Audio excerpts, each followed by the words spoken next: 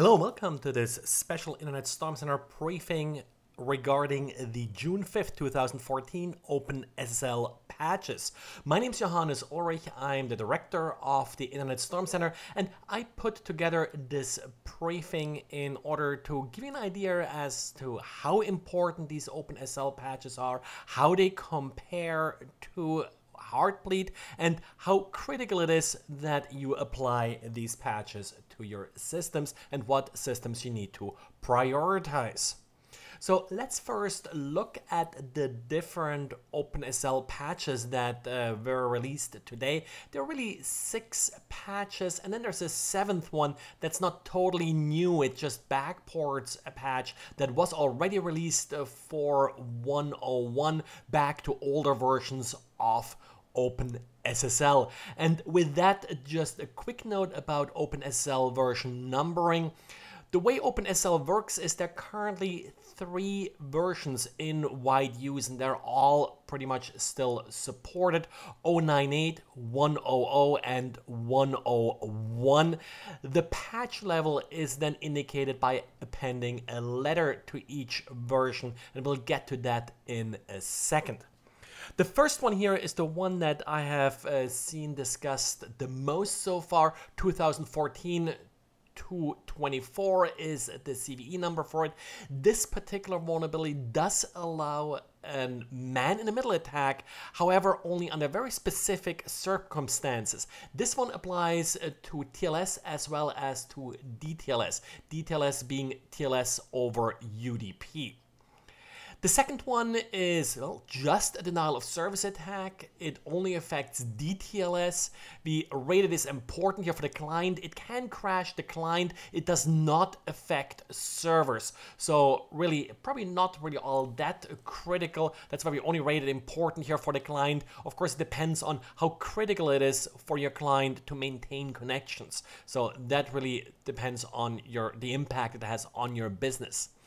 Then we have 2014-194. That, I think, is the bug that I haven't seen discussed a lot yet, but we do have, as of about an hour ago, a proof of concept for this particular vulnerability, and this one actually allows arbitrary code execution, which could be huge, and it affects clients as well as server. I think this bug here has the biggest potential to cause real bad damage. The next two both affect SSL mode release buffers. That's a particular feature in the SSL library, and it does not affect the oldest version 0.98, only the newer 1.00 and 1.01 versions. Finally, the 6th one here is a vulnerability in anonymous ECDH or elliptic curve Diffie-Hellman exchanges. That's a feature you probably shouldn't enable anyway. It's only affecting clients, so for servers we have it labeled here as not affected. And then the last vulnerability here we won't really talk much about, but just to mention it, it's this elliptic curve DSA side channel vulnerability. What it really means is that an attacker who has a process running on the same system on which you are encrypting data using SSL and using this specific algorithm is able to deduce some parts, at least, of the key by observing memory access and such. So this already requires quite a bit of access from an attacker. That's why we rated it here as less important. And as I said, the patch released today only patches the older versions of OpenSSL. The newer version 1.01 already had been patched in the past. So what about all those version numbers and letters? These are, as of today, the current versions that should be considered fully patched. For 0.98, they actually had to go to 2 letters today. ZA or ZA for the British folks here. They didn't use just Z, instead they started doing 2 letters, so they can now expand it. I guess the next one would be ZB. However, they already stated that this is likely the last version we'll see of 0.98, so look at moving to newer versions if you can. The newer versions also support way better ciphers and such than the old version. And at this point, most of the Unix distributions and such moved to 1.0 versions of OpenSSL. So these are, as of today, the fully patched versions. If you haven't patched today, June 5th, you probably are vulnerable, you probably are out of date. Now, how important is it if you are out of date? Let's take a look at the individual vulnerabilities. So the first one here is 2014-224. That is the man-in-the-middle attack. So how does this exactly work? The problem here is the way the SL handshake is set up. And let me just display the SL handshake here. The way the SL handshake works is that the client first introduces itself to the server with this client hello. The server then replies to the client, also transmits certificates and such. Now, I excluded a couple of additional steps here that are optional, for example, client certificates. But overall, during these first 4 messages, the client hello, the server hello done, and the client key exchange, we have certificates being exchanged, but we also have materials exchanged that are then used to build the actual symmetric encryption key that's used to encrypt the data. Once we see this change cipher spec function or message, what that means is that now we start encrypting. The problem with this bug is that the server or the client here don't verify whether or not this change cipher spec message comes actually at the end of all the other messages. So you can trick the connection to actually use a change cipher spec message before all the key material has been delivered. The result of this is that an attacker is now able to predict the symmetric key that's going to be used to encrypt the connection. And with that, the attacker can play man-in-the-middle attacks and can decrypt the connection as it's running. The attacker has to play man-in-the-middle attack to force this timing and to actually reorder messages, so to trigger the vulnerabilities. A normal client, a normal server will not do it. And of course, if I already control the client, then I may as well decrypt on the client. I don't really need to intercept the connection. So the effect here is that the master secret that's supposed to be used here to create a good encryption key is not going to be set, and as a result, an attacker is able to predict that symmetric encryption key.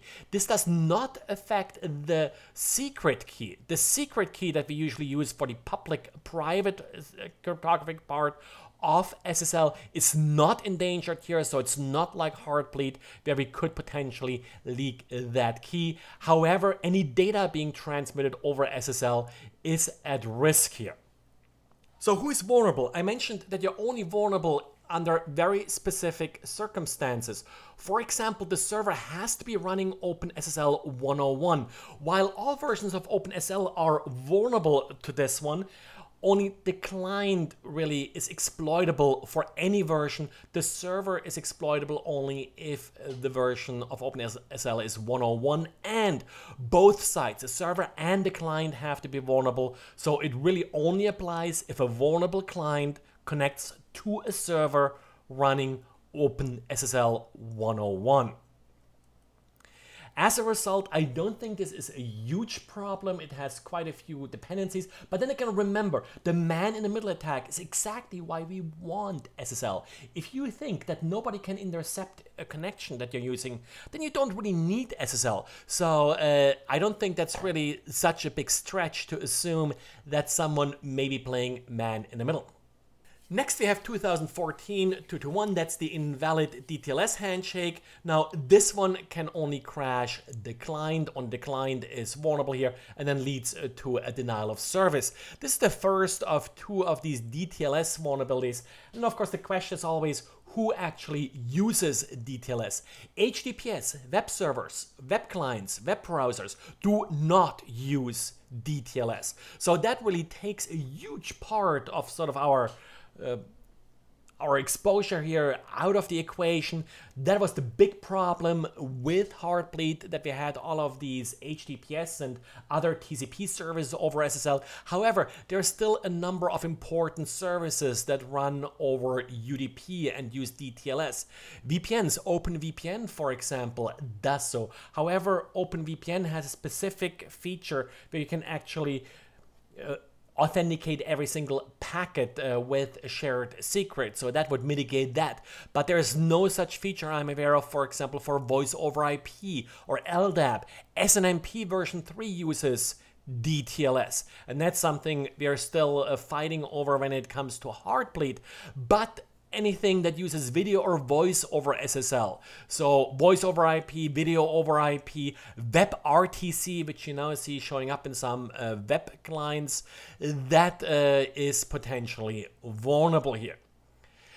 The second vulnerability for DTLS is actually a lot more severe, in my opinion, because it can cause arbitrary code execution, and it is really a classic buffer overflow. This one can use against the client and the server, and yes, as of a couple hours ago, there is a proof of concept available. So let's talk a little bit about what this is all about. This is about DTLS fragments.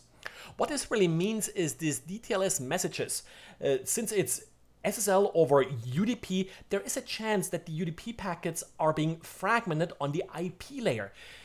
DTLS doesn't like that, so DTLS tries to keep the messages that are included in each packet small enough so the packet is not being fragmented on the IP layer.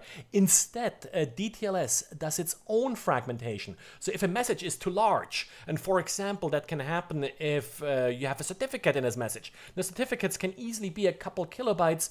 Your standard MTU is only 1500 bytes, so they need to be fragmented. What DTLS now does is it fragments the message and then assembles regular 1500 bytes IP packets. Now, the fragments are similar but different in what you're learned in IP. In IP, we have a packet length. Now, that's just the length of this particular fragment.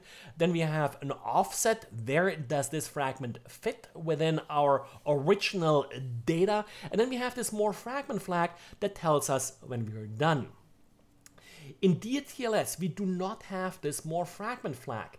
Instead, each fragment also contains the total size of the reassembled message. So now the recipient knows, okay, these are 100 bytes, the total message is 1000 bytes long, so this is a fragment and I need to wait for 900 more bytes. And then there is an offset that allows us to reassemble these messages. But the critical part here for this vulnerability is that each fragment contains the length of the original packet.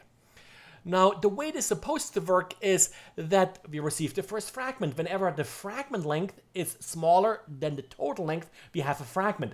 And each DTLS message has both values. So normally they're both the same, then we don't have a fragment.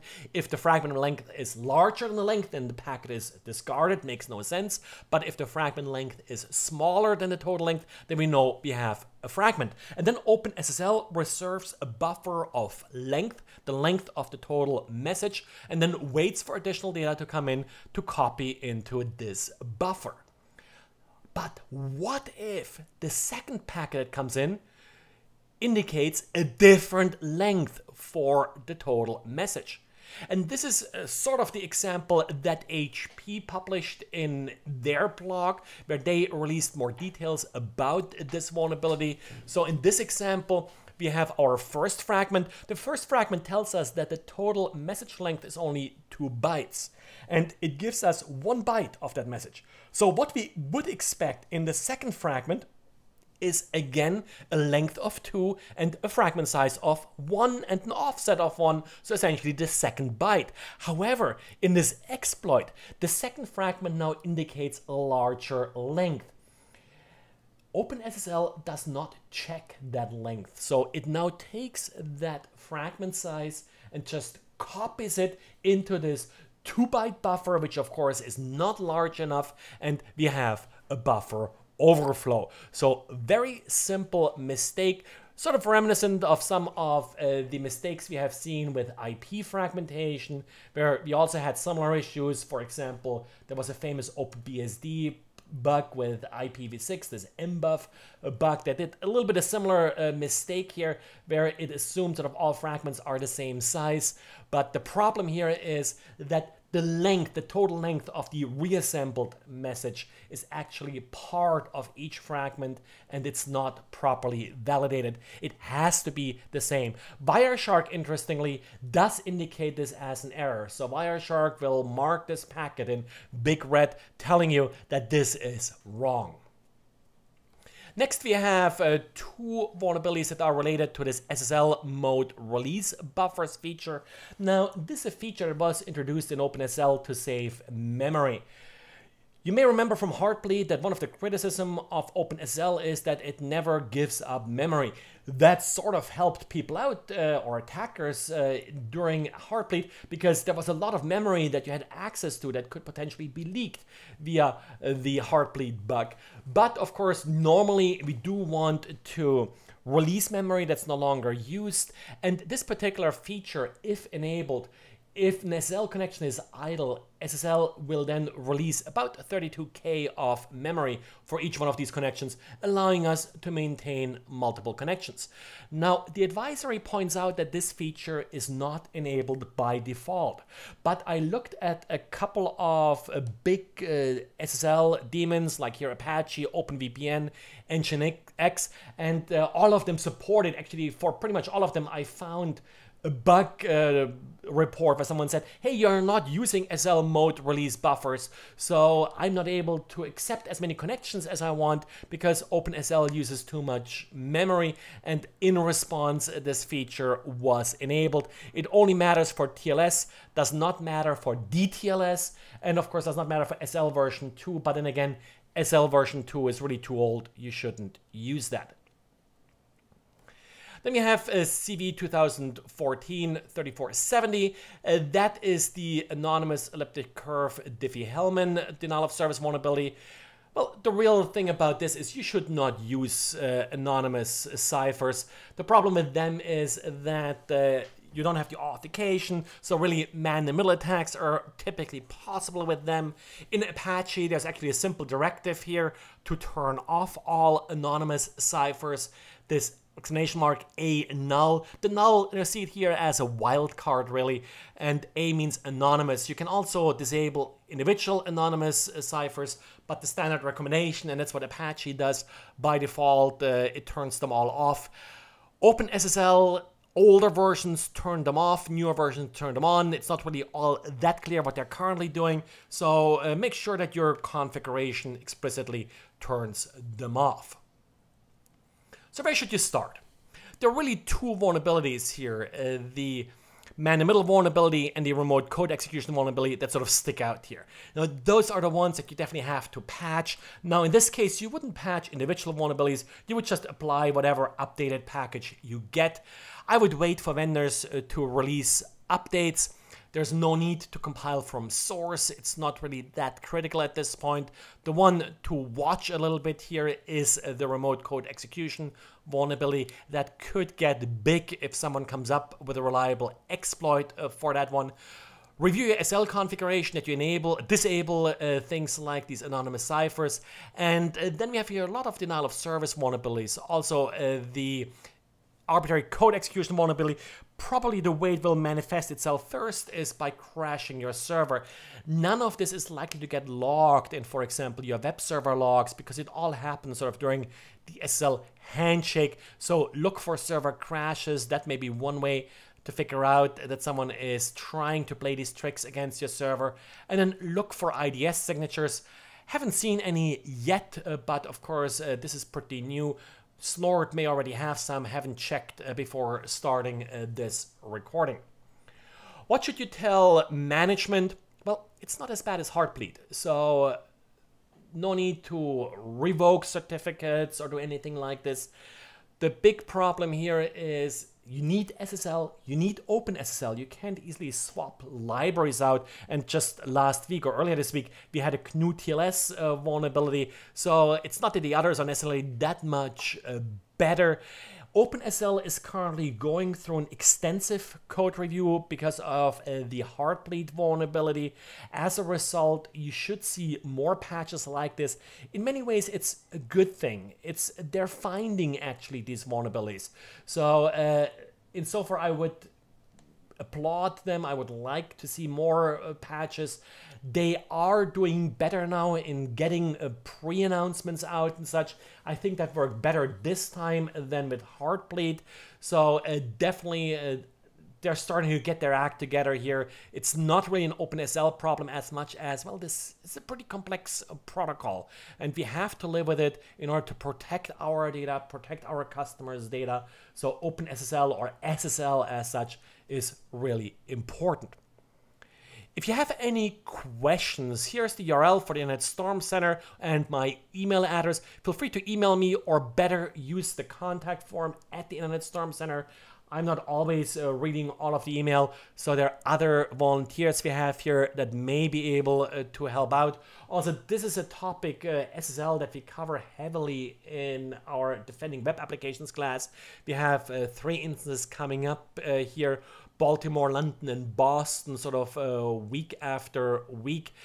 If you do want to attend one of these classes, just go to the URL I posted here, i5c.us/devwebapp. That's for defending web apps. So thanks for listening, and I'll try to keep the diaries updated today, tomorrow, or so, as we get more information.